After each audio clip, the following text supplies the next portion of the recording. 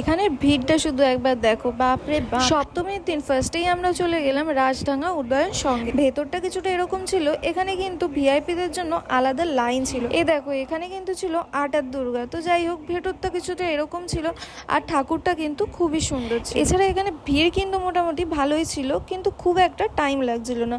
আর তারপরে হাওয়া খেতে ঢুকে গেলাম আমরা অ্যাক্রোপলিস মলে। মলের ভেতরে দেখি এত সুন্দর একটা দুর্গা ঠাকুর। আর তারপরে কসবার ঠাকুরগুলো কিন্তু আমরা স্কিপ করে গেছি, কারণ ছিল ওখানে প্রচণ্ড ভিড়। তোমরা কি কেউ বলতে পারবে যে এই ঠাকুরটা কোথাকার?